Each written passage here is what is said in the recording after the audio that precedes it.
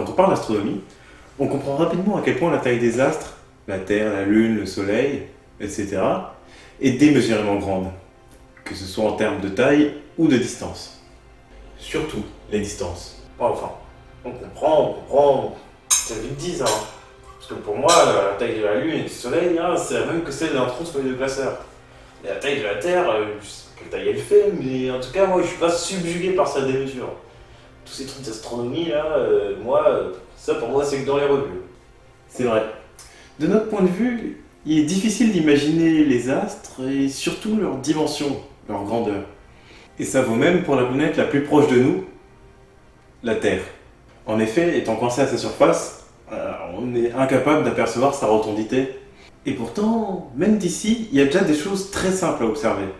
Par exemple, si vous voyagez, et particulièrement à différentes latitudes, vous vous rendrez rapidement compte que la voûte céleste n'est plus la même. C'est plus les mêmes étoiles, le Soleil et la Lune ne suivent plus le même parcours, et en particulier dans le cas de la Lune, on peut voir que son orientation est différente. En fait, exactement comme ce qui se passerait normalement en observant le ciel tout en se déplaçant à la surface d'une sphère. Très simple, je suis désolé, mais je crois qu'on n'a pas le même budget.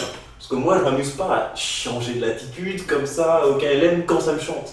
Et puis je suis désolé, mais même si ça m'arrivait de voyager, j'aurais quelque chose à foutre que regarder dans quel sens est tournée la Lune, putain. Ok, allons alors. En bord de mer, ça vous va? En effet, là-bas, on remarque rapidement un phénomène assez simple, c'est la ligne d'horizon. On la voit particulièrement bien quand on est en mer, et on voit que la mer s'arrête au bout d'un moment, et quand les bateaux franchissent cette ligne, ils disparaissent au-delà de l'horizon. Et là encore, ça correspond parfaitement à ce qui se passe quand on est à la surface d'une sphère. D'ailleurs, on peut même calculer la distance de cet horizon par rapport à l'observateur. Cette distance est en fonction de la hauteur de ce dernier, mais pour ça, bien sûr, il faut connaître le diamètre de la Terre. Considérons une personne de hauteur h située à la surface de la Terre et séparée d'une distance d de son horizon. Avec un peu de géométrie, on se rend compte que la droite passant par l'observateur, la distance d ainsi que le rayon de la Terre forment un triangle rectangle. Grâce au théorème de Pythagore, on trouve la relation d au carré est égale à r plus h le tout au carré moins r carré. On développe ensuite cette relation, puis on tombe sur un résultat dans lequel on a h carré, or h carré est négligeable devant RH. On peut donc simplifier la relation et on trouve finalement d est égal à racine de 2RH. Ainsi, pour une personne d'1m80 au niveau de la mer, son horizon se situera à environ 4,8 km. Alors que pour une personne dans l'avion à une altitude de 10 km au-dessus du niveau de la mer, son horizon se situera quant à lui à environ 360 km. Mais comme je l'ai dit, pour faire ça, on avait besoin de connaître au préalable le diamètre de la Terre. Et ça, à moins de chercher sur Wikipédia, vous pouvez pas le deviner. À moins que... Aujourd'hui, je vais vous montrer que la perception de l'immensité des astres nous est accessible depuis chez nous, tout ça en reprenant une méthode qui il y a plus de 2000 ans a permis à Aristarque de Samos de calculer la taille de la Lune, du Soleil et la distance qui nous sépare d'eux. C'est parti!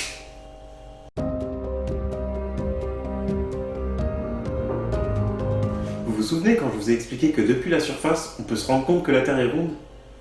Est-ce que vous avez déjà vu une éclipse de Lune? Mais c'est quoi le rapport? Une éclipse de Lune se produit lorsque la Lune passe dans l'ombre de la Terre. Et devinez quoi? L'ombre de la Terre projetée sur la Lune, elle est ronde. Et ça, Aristarque l'avait bien compris. Et c'est pourquoi il fit déjà à son époque l'hypothèse que la Terre était ronde. Ouais, mais on devait pas parler de la taille de la Lune et tout là. Vas-y, je me désabonne. J'y viens, cher Kevin. Lors d'une éclipse de Lune, et particulièrement lorsque la Lune passe bien au centre de l'ombre de la Terre, on peut mesurer le diamètre de l'ombre de la Terre. Soit en mesurant le temps qu'il faut à la Lune pour rentrer et sortir de l'ombre de la Terre, et en le rapportant au temps que met la Lune dans le ciel pour parcourir son propre diamètre, ou soit en extrapolant le cercle que forme l'ombre de la Terre sur la Lune, et là encore en rapportant cette distance au diamètre lunaire.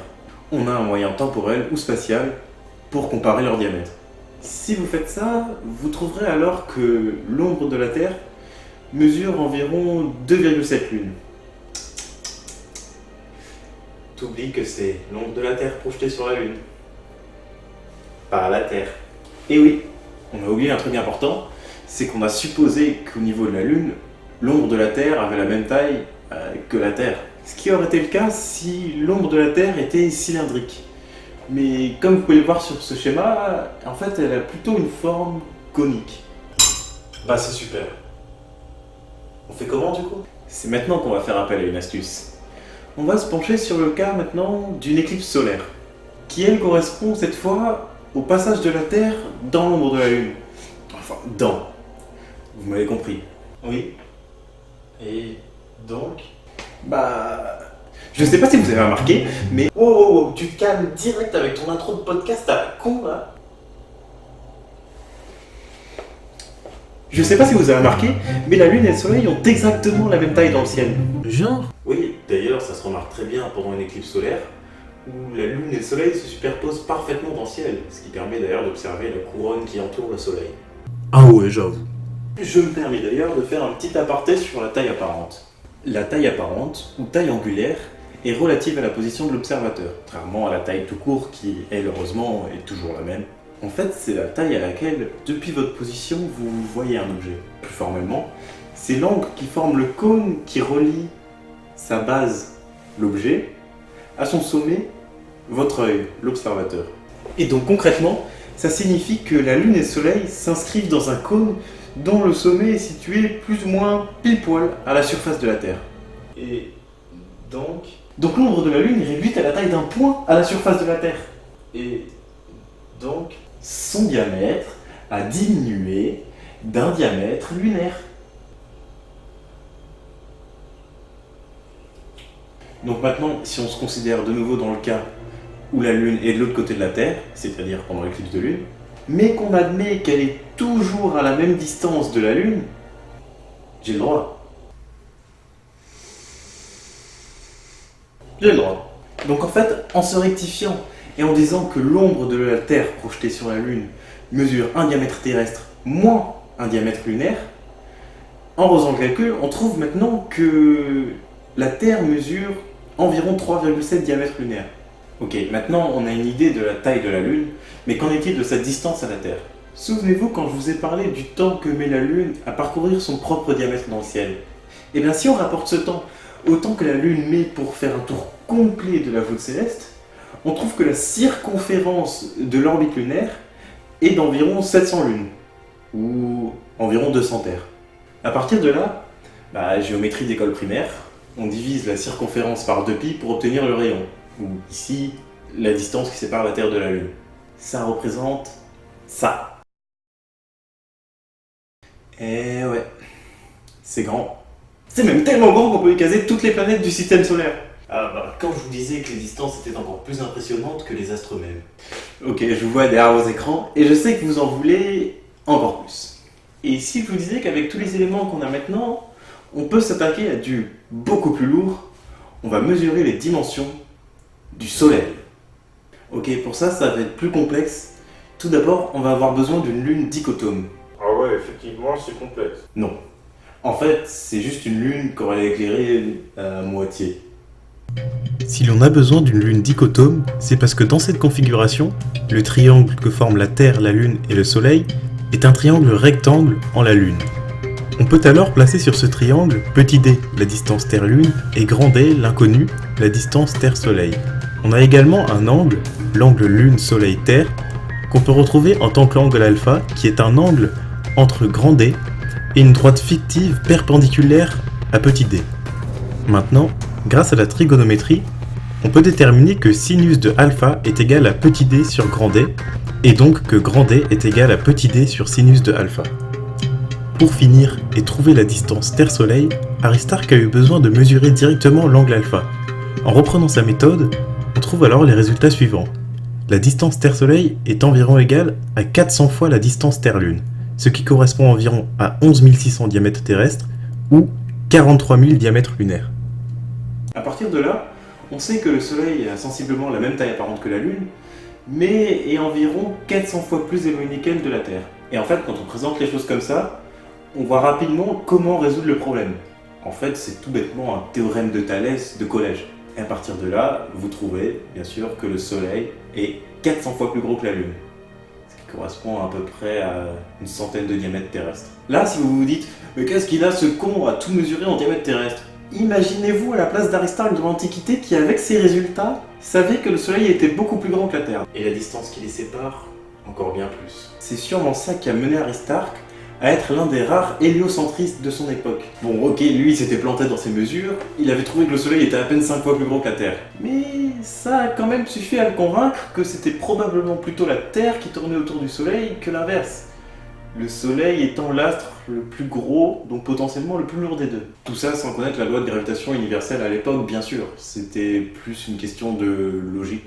Ok, donc si je résume, ce mec a calculé la taille de la Lune, la distance Terre-Lune, la distance Terre-Soleil et la taille du Soleil, et tout ça depuis chez lui. Bon, faut quand même que je vous dise qu'environ un siècle après ça, il y a une mesure plus ou moins précise du diamètre de la Terre qui a été fournie. Par Ératosthène cette fois. On fait passer rapidement sur la méthode qu'il a utilisée, puisqu'il pensait y a déjà consacré toute une vidéo. En fait, Ératosthène a fait planter 2 bâtons dans 2 villes de même longitude, Sienne et Alexandrie. Il a alors mesuré l'angle θ formé par l'ombre du bâton à Alexandrie éclairé par le soleil. Cet angle se retrouve au centre de la Terre, en réalité entre les 2 droites qui forment le prolongement des 2 bâtons. À partir de cet angle et de la mesure de la distance entre les 2 villes, il a pu déterminer la circonférence de la Terre. En réalité, vous allez même pouvoir faire cette expérience vous-même.